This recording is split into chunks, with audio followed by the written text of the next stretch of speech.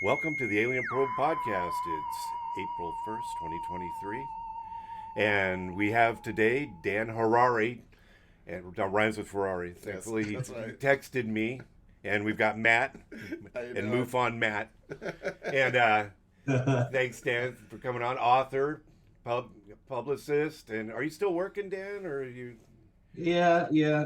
Alas, and unfortunately, yes. I've been a Hollywood publicist. In January this coming, it'll be 40 years. Wow. It's almost Wow. 40 years. And you've met a lot of famous people. Springsteen, Schwarzenegger wouldn't give you his autograph. I hear. I'm sorry to hear that. Yeah, You yeah, know, he was fairly unpleasant to me that day. Oh boy. I've heard the stories. Yeah, he's a little bitter, probably. I don't know. It depends on when you catch him.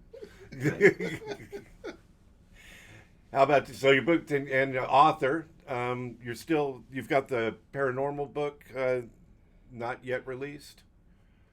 Yeah, well, yeah. So my first book was Flirting with Fame, the one that you referenced about Springsteen and Schwarzenegger. Flirting with Fame. That came out last summer. And the subtitle is A Hollywood Publicist Recalls 50 Years of Celebrity Close Encounters.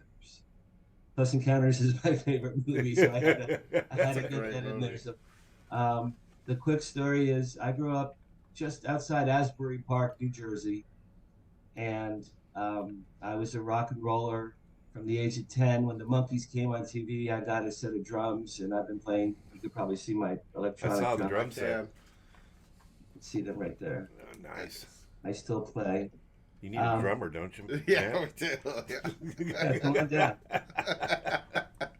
So when I was in high school, I had real long hair, and I was a drummer in bands. And my best friend and I had a light show that we owned, and we worked at a little concert hall near the boardwalk in Asbury Park called the Sunshine Inn. And Bruce Springsteen used to play there years before he was famous.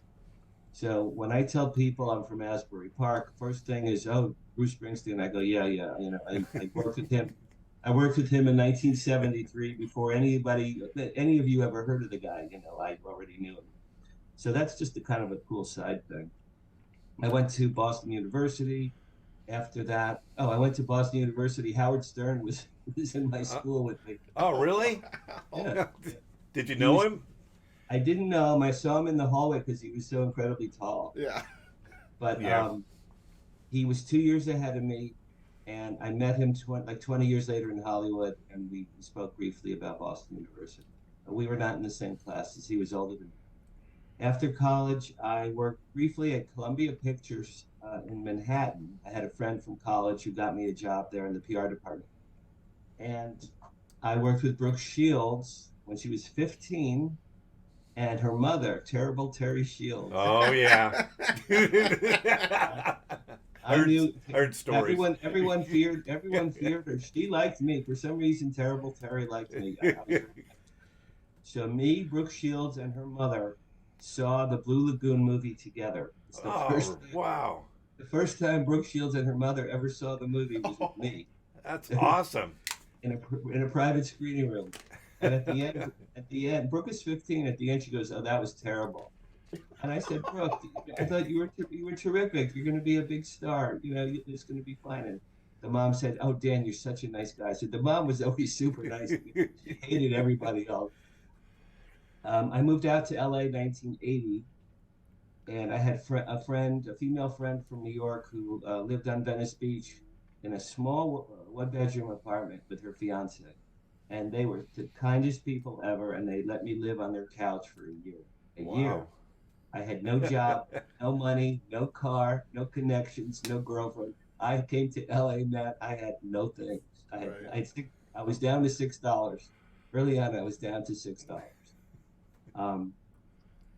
Then I got a job at the American Film Institute, and then I got a job at the Playboy Channel, believe it or not. And I had just gotten married, and my timing was terrible because I knew all those girls.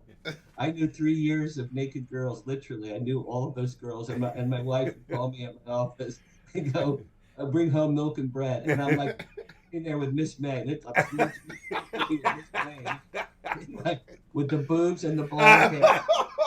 And the Oh, yeah. miniskirt. And my wife was calling and telling me what to bring. And I swear, every single time I had a girl in my office, my wife called me every single time she. That was my first real PR job. So that was January '84. So next January will be 40 years. I've been a Hollywood publicist. I have my own company. It's called Asbury Public Relations. I named it after Asbury Park, New Nice. Jersey. And my company is 26 years old. Um, I've worked with many, many, many, many celebrities in the last 40 years, even the last 50 years, counting back to high school. Springsteen, Kiss, Fleetwood Mac, Deep Wow. Purple, Mott the Hoople. Um, um, That's awesome. so many bands that have come and gone. Um, You so, have any lately? I mean, you have anybody lately, or is it? yeah, yes, I do. Uh-oh. It's getting up for this one. All right. This is going to be good. This is Thursday of this week. Take a guess who that is. Try to take a guess who that lady is. Well, let me see. It says, is that Barbara Eden? You're sort of on the right track. You're in the right era. That's Michelle Phillips from the Mamas and the Papas. Oh, wow. Oh, Oh, wow. that's She awesome. and I are friends, and I had lunch with her Thursday. Nice. That is so cool. So it's still ongoing. So my first book, Flirting with Fame, about me and celebrities. Funny stories. When I met Meryl Streep, I was so incredibly nervous. I called her by the wrong name. What'd you call her, Dan? What'd you call her, Dan? Like Marilyn.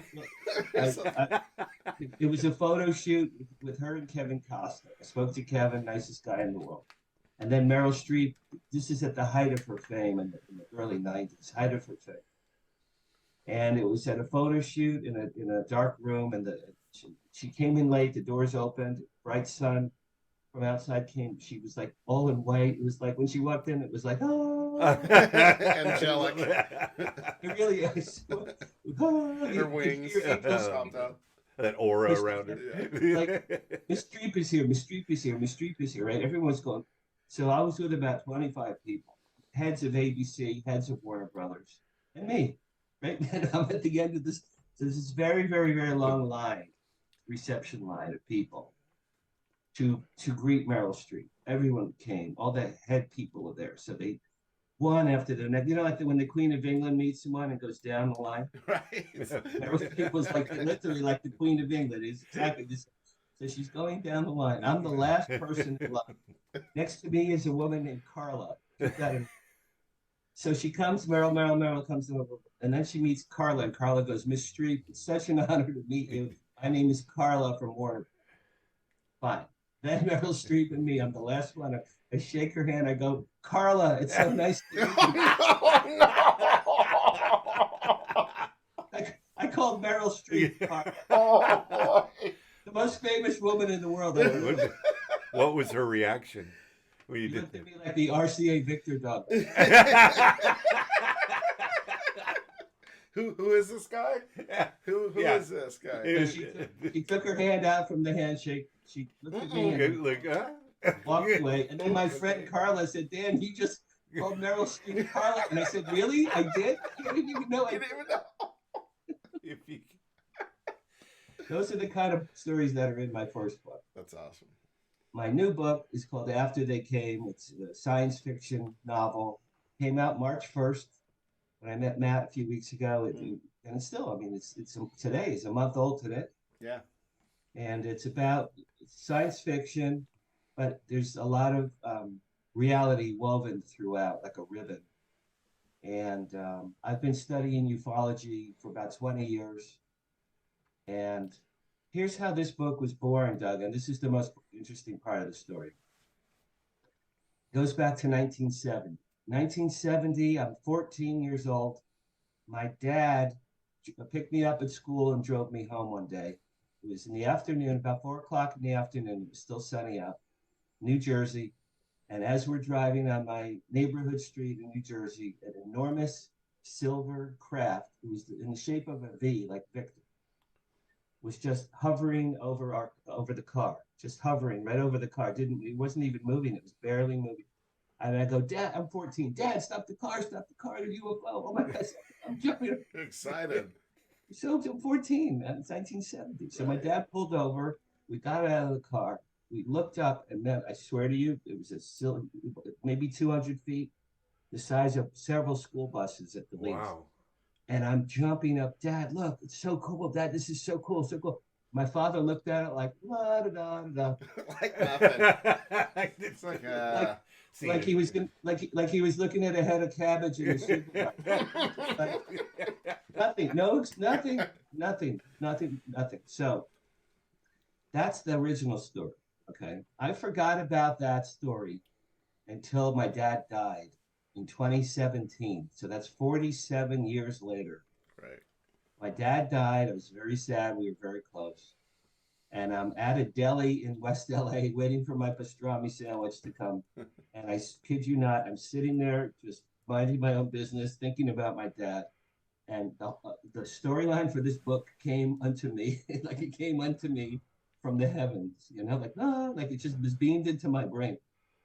Paul McCartney said he dreamed the song yesterday. If you ever read about that, he dreamed the song yesterday. He woke up from a dream and he wrote "Yesterday," the best song ever in history. It's amazing, right? Wow. So it came to me, and here's what came to me. 47 years after the fact, I remembered the sighting with my dad, and I remembered the look on his face, you guys, that just was like commonplace, like. And then here's the best part. He turned and he winked at me and he goes, "Let's go home." Like nothing. Like nothing. Like nothing. Oh, man. So let me tell you who my father was. My father worked for the U.S. Army for 45 years, 1951 to 1996. He was an electronics engineer. He was not military. He was a civilian. And he worked at Fort Monmouth, New Jersey, 45 years, top secret. And he designed missiles and drone systems and radar to spy on our enemies. He always used to say he helped America win the Cold War. That's the only thing he would ever say about his job. So after he died, and I'm waiting for my sandwich, and I remembered that he looked at this craft, which was like, I mean, if it was you, the three of us, we'd be like hugging. Oh, yeah. Yeah, jaw on the floor. We'd be jumping up and down. Right. No, we're supposed to grab our camera. Right. This is 1970. I had a little Instamatic with the You're instant. Yeah. But I didn't have it with me. Okay, so after he died, I called my mother. Now, my mother's still alive. She's 88. She lives in New Jersey. I said, "Mom, did Dad ever talk about UFOs in all the years that he worked for the government?" Everything my dad did in his job either flew in the sky or was like radar was involved with the sky. So how could my father not have seen something? Yeah. Or not have been informed? Right. Okay, so here's the story. So after my dad, I called my mom, and I said, "Did he ever talk about UFOs?" She said, "He never did ever, but the very first week he worked at Fort Monmouth, his first week there, 1951, they took him deep into the vaults on his first week, deep into the vaults, and they showed him something super top secret. And they said to him, 'You can never tell anyone what you saw here today as long as you live.'" Oh, wow. My mom said he came home, he was white and pale and shaky. Oh, wow. And she says, "Honey, what's wrong?" He goes, "I saw something today I can never, ever tell you or anyone about as long as I live." And he never did. He never did. So, again, after he died and I'm waiting for my sandwich, I realized between the look on his face and the wink, my dad had to have known what that was. Yeah. That's light bulb, and that's where my book came after they came. The whole premise and the whole storyline and the characters, it all came to me when I was waiting for my sandwich. Without giving up the whole, the whole book. I know it's like you had a couple of different species there that you talk about. It's the tell us about how you came up with those. Sure. Okay, so again, while I'm waiting for my sandwich, I had a pen and there was a paper placemat on the table, and I just doodled and I wrote down lead character finds out that his late father worked with UFOs and new aliens. Okay, that's like the premise. And then I wrote capital A, capital T, capital C, those letters, and I'm telling you, I didn't know what that was until I looked at it for a while. I was like, after they came. Okay, well, I guess that's the title That's of boom, my Nice. right?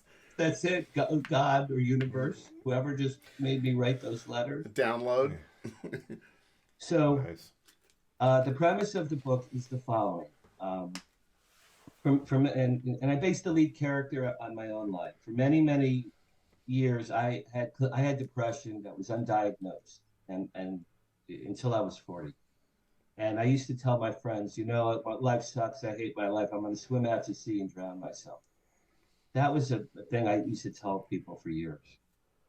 So my lead character turns 70 and hates his life. He's depressed. His business sucks. His kids don't talk to him. He's divorced from his second wife. He killed his first wife in a car accident. Just everything sucks. So he decides to swim out to sea in the Pacific Ocean on his 70th birthday, commit suicide.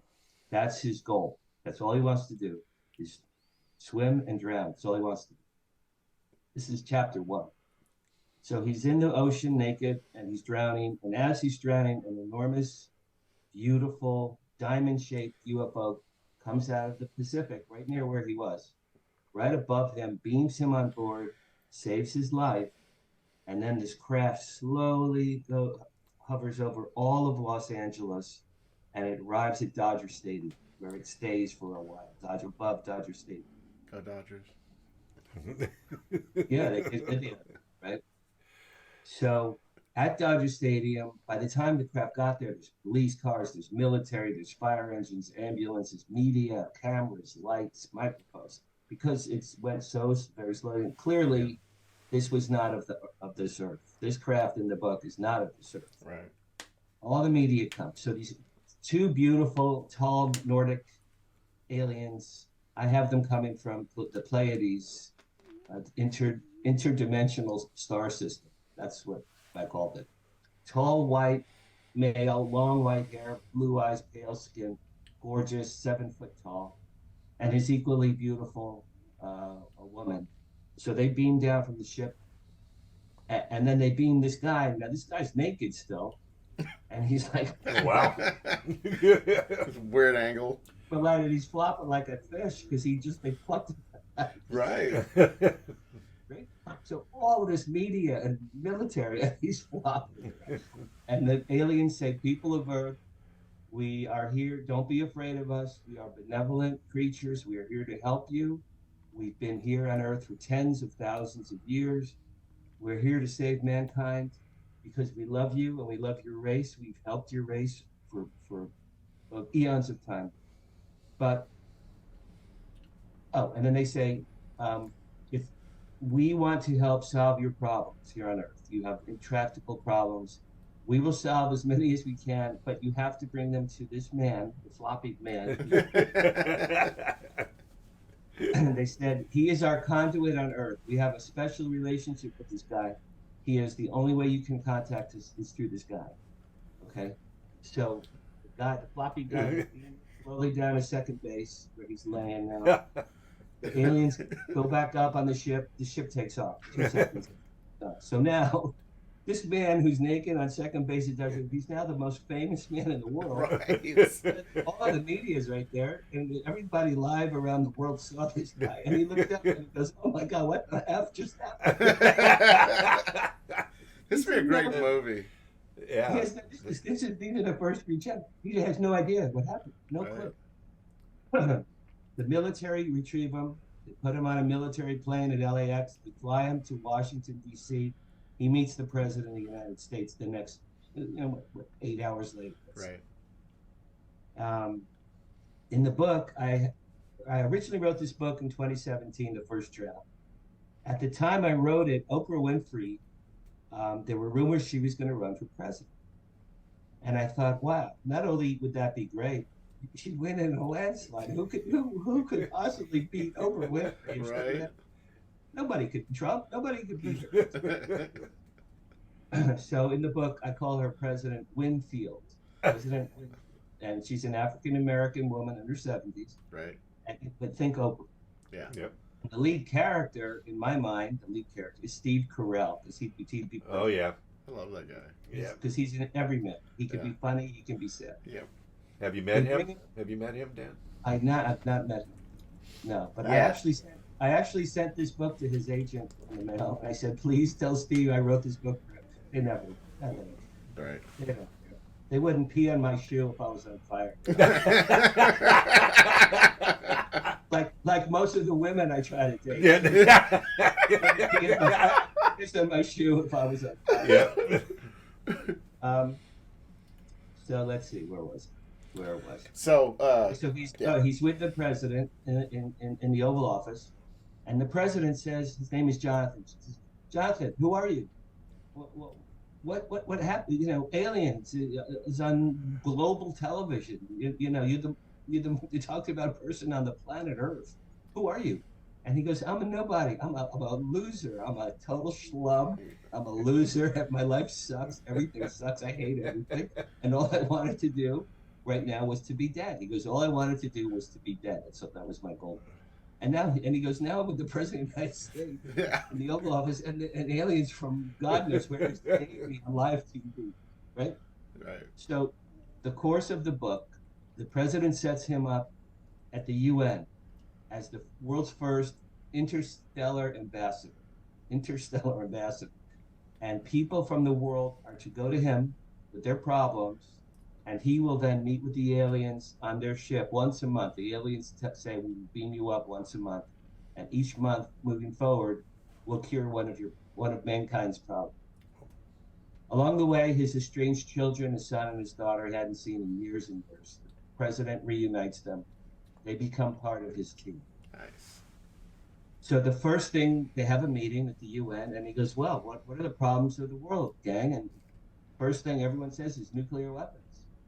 If aliens have magical powers, Yep. right? If they have magical powers and they can do anything, let's get rid of nuclear weapons.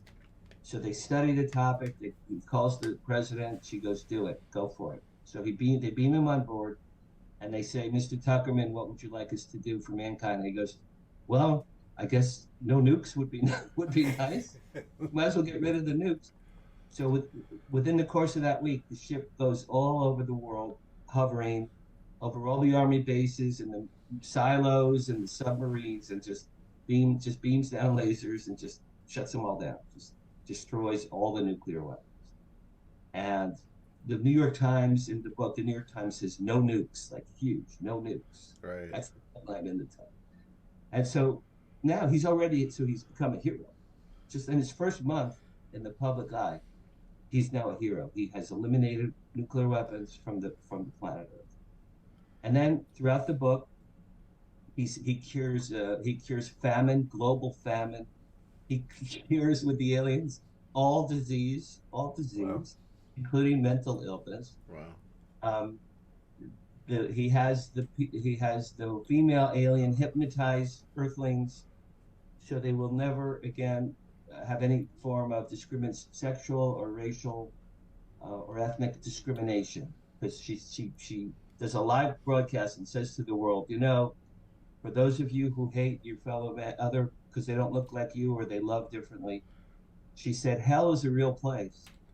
And she goes, I report to the infinite creator who you call God. And she goes, let me tell you, heaven and hell are both real places.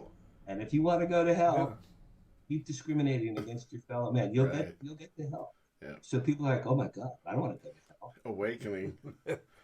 And the last thing they cure, the big, really huge thing, is they reverse global warming. The aliens reverse global warming. They repair the ozone layer. They help the polar ice caps become healthy again.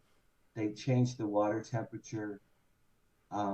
So on day one of this story, the guy's drowning in the ocean on his birthday, day one. 1 year later, he wins the Nobel Peace Prize. Of course, right. And the president introduces him in Norway. So many people wanted to go that they had to rent a huge stadium because this guy's the most famous man in history. He's the most famous man in history. Right. Had to do it in a stadium. That's the first third of the book. And for me, wouldn't it be nice if aliens came that were benevolent, right? You know, usually like War of the Worlds or Independence Day. Yeah. There's a famous, you guys will know this reference. There's a famous I love this episode. There was a famous Twilight Zone episode called "To Serve Man." Yep. Remember? Yeah. Yep. The aliens come and they pretend they're nice. Yeah. And humans are boarding the ships at the end, and, Yep. and someone says, "Don't get on the ship to serve man. It's a cookbook." Right. That was great. Right. That was a That's great. great. It was. I think I was 12. I'm like, oh, that's the greatest thing I've And ever seen. he's on the ship at the end, and then they're trying to make him eat to get him fatter. So most alien movies or themes or stories, they come to kill us or eat us. Yeah. Yeah. So when I was there mourning my dad, thinking of this book, I'm like, why can't they just be nice? Why can't they be nice and come and be beautiful? You know, in the book, the male alien would be Brad Pitt, and the female would be Blake Lively, who I think might be the prettiest girl in the history of mankind. Yeah. Right. They would just be these stellar, gorgeous, human-looking people. Yeah. That's the first third of the book. Later in the book, we find out. Okay, so after the year is up, people say, "Mr. Tuckerman, you've done so much for us, and thank you. But why did aliens pick you?" And he goes, I should probably ask them, shouldn't I? It doesn't even occur to him to ask, why me? So the middle part of the book, the middle section of the book, he finds out. They show him like home movies. There's a device, the aliens, they said, "You want to know why you here? Watch this." They gave him this machine. And he watches his parents from 70 years earlier. He watches home movies made by God of his parents. And it turns out his parents saved the life of the little alien who turned out to be the big Brad Pitt alien 70 years later. Oh, wow. His father was a UFO researcher and scientist working with the military, doing experiments, and one of the father's craft accidentally collided with a small UFO, and this little baby alien was injured, severely injured. So the dad could have taken the alien back to the military base, but the alien said, "Please don't do that. They'll study me. They'll put me in a cage. They'll kill me. Your people," and the alien says, "Your people are not ready for my existence. Please don't take me to the base." So he brings them to the hotel where he's staying with his wife. And the two of these people nurture the little baby alien back to health. Nice. That I stole from E.T. Let's face it. Remember E.T. When he's he's in the he's in the bathtub and he's dying. I stole that right out of E.T. So that's the why. And he finds out his dad was involved with Project Blue Book. His dad was a UFO scientist with Project Blue Book for many decades, and just never told him. So that came to me because, look, people have been asking me lately, did my dad know about aliens and UFOs? Well, no one will know because he's dead. He never said that. But the way he looked at that UFO, man, and winked at me is number one, clue number one. Clue number two, when my mother told me they showed him something top secret and he never talked about it his whole life. Clue number two. Clue number three, every single thing my father did for 45 years was in the sky. Everything he did was in the sky. Clue number four, I just found out the other day, my mother said he used to go to White Sands missile range all the time for testing. He used to go to Vandenberg. He used to go to Edwards. He used to go to Fort Bragg in Texas to see his designs, do whatever they're going to do. And clue number five, and I love this one. You guys know Richard Dolan, I'm sure. Yes. Yeah. One of my favorite. Yep. Writers. So Richard Dolan has a book. I think it's called After Disclosure. Yep. Right? And in the back, in volume one, in the back, there's a list of all UFO sightings over military bases in the United States from like the 40s on. So I happened to look, I read the book, and Richard gave me a quote actually from that book too. Nice. I looked in that index, you guys, and there are 2 sightings over Fort Monmouth, New Jersey. Oh, wow. UFOs on radar. 1951, the year my dad started there. 1952, a year later. Okay, so add all those up. My dad's reaction to a UFO that made me hysterical and made him bored. What my mother told me about top secret vault. Everything he did was in the sky, flew, and was in the sky, and Yeah. had to have known during that. From the 51 is only 4 years after Roswell. Right. You know, my dad was a young man. He was 21 in 51, and that's just right after Roswell. That's incredible. And then the 2 sightings in Dolan's book above Fort Monmouth, where my father worked. Yeah. So even if he wasn't outside, right? No one came in and said, "Hey, Jack," you know. We just Right. Nobody told my father. Did you see that on radar? You know, Sitting right there, he right. was sitting there. So I personally believe, in retrospect now, that what my dad and I saw, the V, was military craft based on alien technology. I truly, from my heart, I believe that that's the case, because my dad looked like he was familiar with what we were seeing. Right. Questions? Awesome. Awesome. Amazing. So your personal, I mean, you've seen a craft, so obviously you believe that something's out there. Are you a MUFON? Are you a member of MUFON? Yeah. I'm a member of MUFON LA. I was for years. Then you probably may or may not know this. That went away and it became UPARS. Did you know UPARS? No. You? No. Do you know the name Steve? Do you know the name Steve Murillo? No, That sounds familiar to me. There's a guy in down here in Southern California, Steve Murillo. He ran MUFON LA for years. Then he morphed it into UPARS, the UFO Paranormal Society. Okay. And he ran that for years. Then COVID came, and both entities just died. Right. At AlienCon, now, Matt, I met you at UFO Con. Yes. Okay, so 2 weeks earlier, I was at AlienCon in Pasadena, and I met Earl Grey Anderson. You must know him. Yes. Do you know him, Earl Grey Anderson? Yep, I've heard of him. Yeah, he's he's a super nice guy. He's resurrected MUFON LA, April 30th in LA.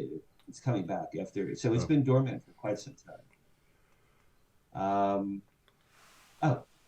I also, Doug, I had 2 other sightings, if you'd like to hear. Yes, definitely. Yep. Okay. So the one with my dad, I told you, 70. Cut to 1998. 1990, I always forget the year. 1996. Is that right? Yeah. Yes. Cut to 1996. At that time, I had been married for a while, and then I got divorced. I had 2 small children. And my ex-wife took the kids to Lancaster, which is near Edwards Air Force Base. And for my son's 8th birthday in 96, I bought him a telescope. And one night in Lancaster, which is the high desert, and the sky is clear and beautiful, and you can see the stars, and you can see everything. We're looking through the scope, and we saw in the far right corner of the sky, looked like an egg-shaped, bright light, egg-shaped, sort of off-yellow, off-white color. And it quickly flew in a very straight line, very quickly across the entirety of the sky in a straight line. And I said to my son, "Wow, that's a satellite. We just saw a satellite. How cool." Then it stopped for about 30 seconds in place. And then you guys reversed course and it went back. Oh, satellites don't do that. Yeah. Or comets. It's not a comet. It's not a meteor. It's not an asteroid. I don't think it's a man-made plane that can stop for 30 seconds and then travel across the entire sky. I don't know how big the sky is. Was it silent? It's pretty big, and it was very fast. Yeah. So that was the second sighting. My third sighting, probably the most dramatic. Well, no, certainly dramatic. In 2008, I went to James Gilliland's ranch. Yeah. Do you know James Gilliland? Yeah, up north. It's ESETI. It's called ESETI. Yeah. He has a ranch in Washington State at the base of Mount Adams. and it's a world famous UFO sighting hotspot. And I met James. He did a talk at MUFON LA in 2008 about his ranch, and he showed unbelievable film and stills of UFOs. And I said to my girlfriend Barbara at the time, I said, "Well, we have to go there." So 4th of July weekend, 2008, he had a UFO 3-day weekend, seminars and things during the day, and watching the sky event at night. So the first day we saw people like William Henry and I think Paul Hynek and maybe Nick Pope was there, and they showed films, lectures, and movies and slides, and talked about orbs. I'd never heard of orbs. And that was during the days. And at night, they built a bonfire. People would have guitars and tambourines, and women would be dancing around the fire. And we were all looking up in the sky. Okay. So the Friday night, looking up in the sky for hours, my neck is hurting, right? Nothing. I have my heavy, in those days I still had a heavy video. Nothing. Okay. The next night, Saturday night, same thing, hours and hours looking up, dancing, chanting, hiya, hiya, hiya. Nothing, absolutely no things. I said to my girlfriend, I said, this is so not going to happen. This is so not going to happen. The third and final night was a Sunday. Same thing again. We're looking up at the sky, and I said to Barbara, I go, you know what? Why don't we leave soon so we'll beat the traffic? Maybe we should get the heck out of here, beat the traffic.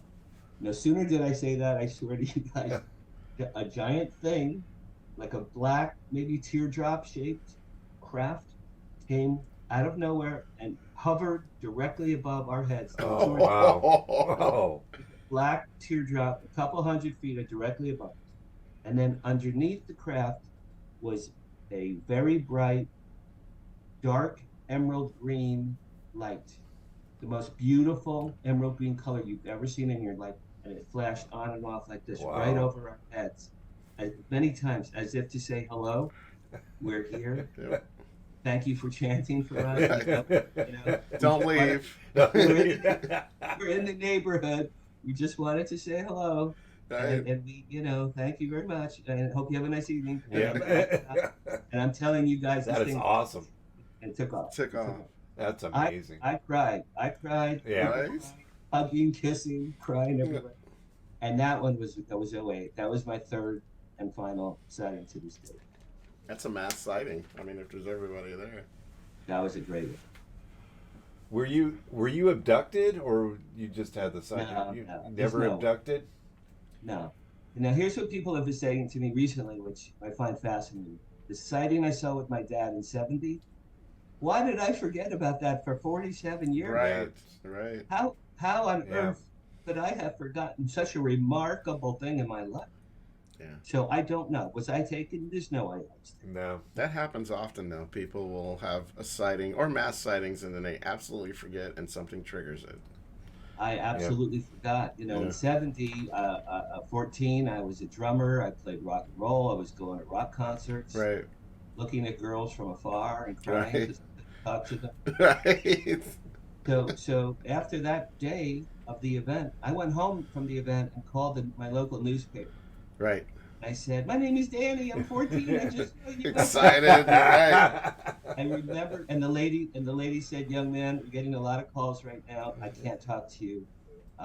Watch out for a story in the paper. I gotta go. Click. Well, nothing ever ran in the paper. Oh, they didn't run it out. And then that was it. I forgot all about it. Yeah, sorry, Dan, you dropped out. You back? I am back. Sorry about that. So, Mike, go ahead. It said 30 minutes had expired. Was that on your end or my end? I think I'm not sure. It's probably me. It wanted me to upgrade Zoom. Let's blame the CIA. Yeah, we'll blame. I actually did that. I'll have to undo that part. Yeah, you have to pay a few bucks to. Yeah, I'm gonna have to. Nothing's for free, Dan.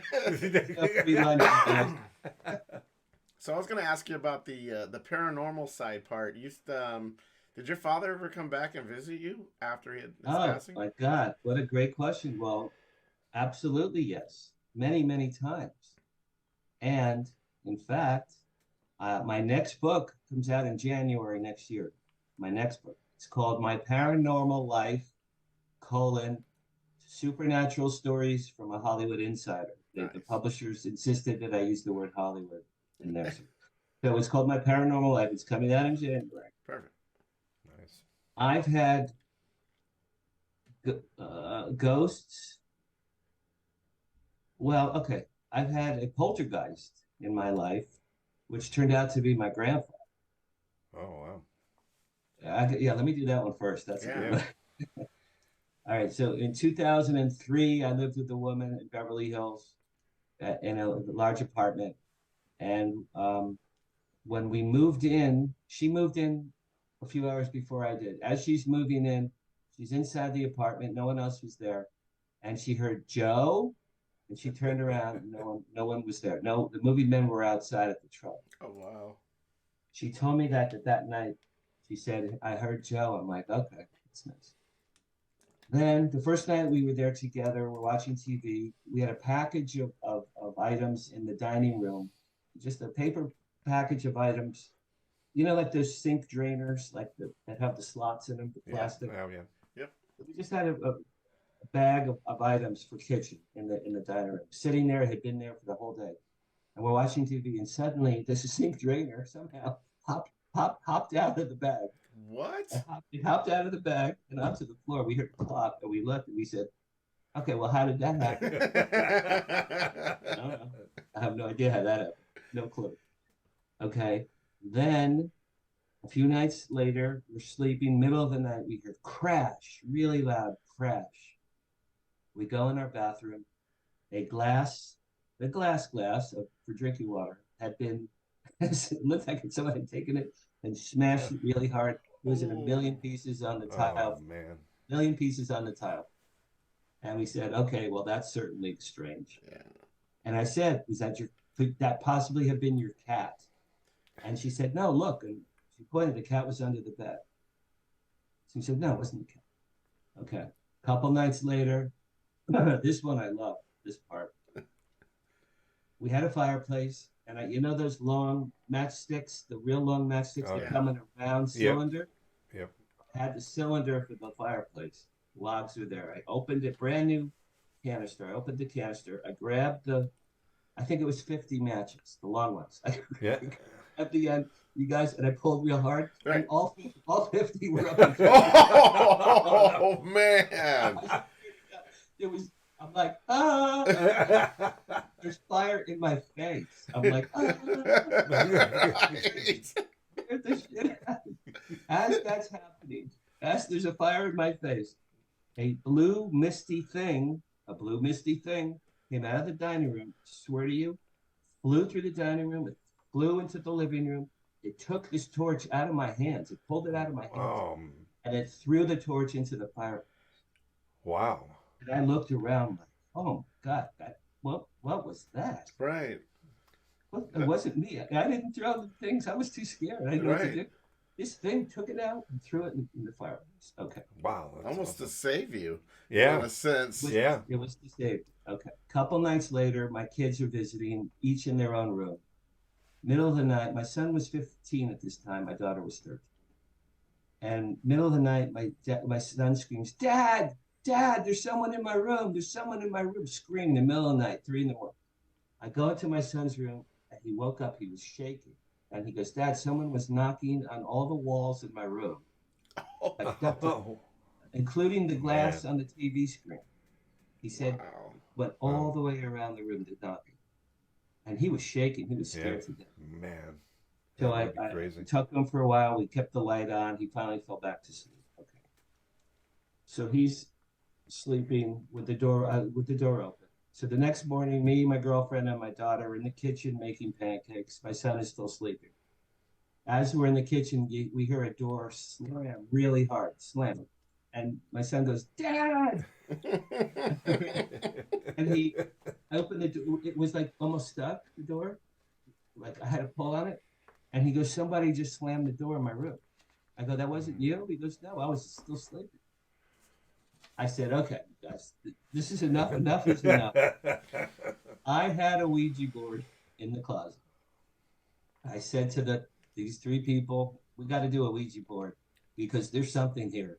in this house. There's clearly something else in this house. So we sat down in the on the hallway floor, me, my girlfriend, my son, and my daughter, and we did the stuff. Right. And I did the questions, and I said, "Is there someone here?" Yes. 2 seconds. I said, "Are you a ghost?" Yes. And then I said, "What's your name?" And it wrote Joseph. Joseph. Now remember, my girlfriend heard Joe. Right. Yeah. Okay, so Joseph and Joe. Okay. I said Joseph. I'm like, Joseph the ghost. That's interesting. Then here's the best part. Where are you from? You ready, you guys? Yeah. It wrote Syria. Huh. Syria. My grandfather was from Syria. Oh. Oh. Man. Swear to God. Wow. My father's father was born in Syria. Syria. Wow. So I started crying. I said, "Are you my grandpa Joe?" Yes. Yes. I'm like, "Why are you here?" And it wrote Jordan. That's my son's name. "Why are you here, Jordan?" And then I think we said, "Why Jordan?" And I think it wrote to teach. I believe it said to teach. Then it wrote something in Hebrew. Now, my grandfather was an Orthodox Jew. And he wrote something in Hebrew, which I later had translated to mean, "I am a stranger here." What he wrote in Hebrew, I knew it was Hebrew. Right. I didn't know what it was. I called my dentist, and he said it means "I am a stranger here."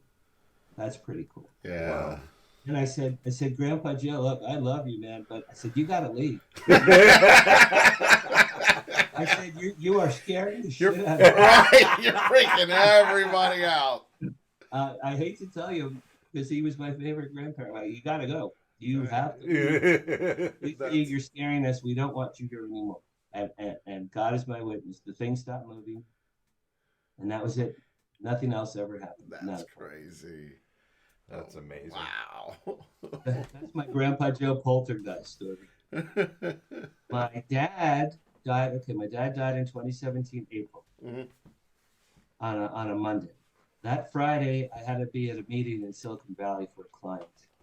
So I went to the meeting, came home, went to the hotel room. I was asleep. Middle of the night, I'm asleep. I heard from underneath my bed, in the middle of the night, my father's voice said, "Danny, Jeannie changed my will." Jeannie was my father's second wife. Jeannie changed my will. I heard it. I felt the vibration of something, like the bass, from a rock concert. Right. Up through the mattress. Danny, Jeannie. It turns out my brothers and I later found out that my father's second wife changed his will. And So it was true. Man. That's amazing. That was that part. Wow. Okay. Maybe a week later, I'm dreaming that I'm playing with my son when he was little. We were playing with trains, which we did all the time. There's a knock on the door. I open the door. It's my dad, maybe age 40, healthy, tan, beautiful, and he had a black mustache in the dream. My dad never had a Right. So he was way younger. So I'm opening the door. My dad is there. And I go, "Dad?" And he goes, "Hello." And I said, "You look great, man." He goes, "Thank you very much." And he walked into the room in the dream and sat down and played with my son with the trains. Now that really happened many times. Right. That's amazing. So that happened. What a great story. Week later, another dad dream. Me, my dad, and my brother Bob were in a room. The room was all black. It was just the three of us at a long table. Me, my dad, my brother Bob. And we're sitting there, and I'm looking at my father, and I said, "Dad, what are you doing here? You're dead." And my father said, "I know, but I wish I wasn't." Oh, wow. Man. And then I looked to my brother Bob. I go, "Bob, we're talking to our dead father." And Bob goes, "Yeah, I know." Oh, like this has happened before. And so since then, I've had countless dreams that I'm with my dad. Right. Countless times. Either like things based on things in the past, or he's with me now and we're having and he knows he's dead. My dad knows. Oh, I left these two last things. I'm a drummer. I've been a drummer my whole life. Years ago, my dad bought me a little toy drum set like this big, blue. Yeah.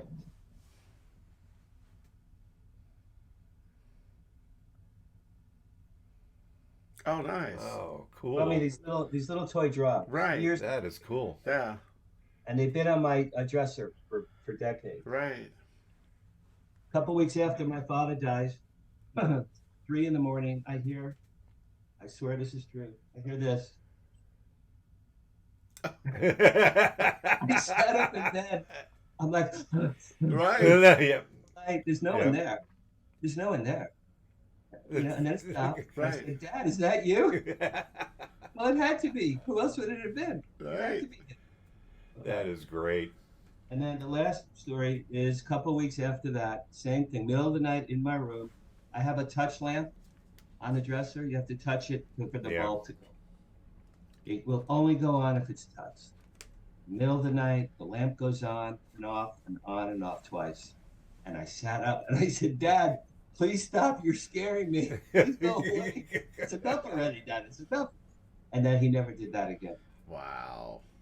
So those things inspired my paranormal book. And there's other, I put my UFO sightings in there. And I've heard angelic voices talking to me, always in my right ear. Mhm. Things have told me things that came true. Every single thing it ever said to me came true. Nice. So it's an odds and ends thing. People have read it so far; they seem to think it's kind of fun. Nice. Amazing. All right. Well, we're running up against an hour, sir. I appreciate you joining us. Sure. You guys, I could talk to you guys all day. I know, this is awesome. I'd love to have you back on. Hey, Part 2. cool. Thanks for listening to the latest episode of the Alien Probe Podcast. We welcome comments, questions, or requests to alienprobepodcast@gmail.com. Visit us on Facebook at alienprobe.net, Twitter and Instagram at alienprobepod. Check us out on YouTube, Alien Probe Podcast. Like and subscribe. Thanks to our senior producer, Robert Anthony. Thanks, Daniel Harary. I appreciate you coming on. It's very gracious of you to, come on our show. We've been doing this a couple years, and it's not a monetized thing. We're doing this, This was one of the more fun ones that I have done. Well, I'm glad to hear that. Yeah, I've this done has quite been a few. great. Please tell everyone to get my book after Yes. they came. After they came. After they came, definitely. Let's go ahead and Yeah. right Right there, there. right here. There it is. All right, buy it. Yes. This one is signed by Nick Pope, by the way. Nice. Oh, Nice. man, I wanna- Yeah, right? That's awesome. All right, you guys. Thanks, Dan. We'll see you next time. Appreciate it. Okay, Yes, thanks thanks, for everything. Dan. See you. Bye-bye.